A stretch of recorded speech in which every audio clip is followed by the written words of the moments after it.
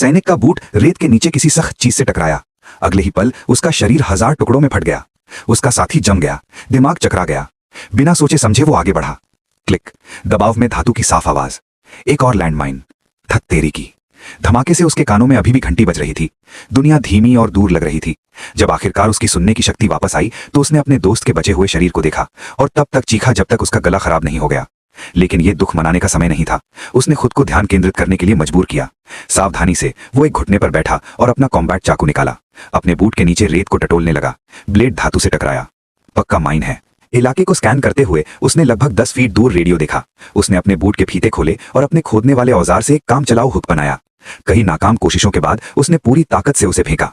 उस जोर से उसका पैर माइन से लगभग हट ही गया था, लेकिन चमत्कारिक रूप से उसने पैक पकड़ लिया। घंटों बाद वो आखिरकार हेडक्वार्टर पहुंचा और अपनी स्थिति बताई। उनके जवाब से उसका खून जम गया। बार बार रेत के तूफान के कारण कोई भी चॉपर रेगिस्तान में नहीं आ सकता था। जमीनी बचाव में 52 घंटे लगेंगे। उसने अपनी घड़ी का टाइमर सेट किया। 113 डिग्री गर्मी में 52 घंटे।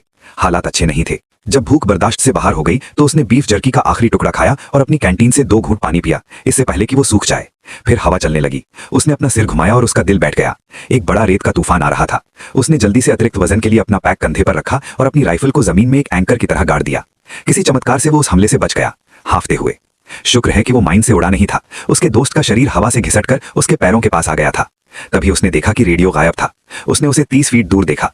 तूफान उसे उड़ा ले गया था। सारी उम्मीदें खत्म हो गईं। और तो और उसने पहले ही अपने दोस्त की कैंटीन खाली कर दी थी। उसने हवा में कई गोलियां चलाईं और मदद के लिए चिल्लाया, लेकिन रेगिस्तान खाली रहा। घंटे बीत गए।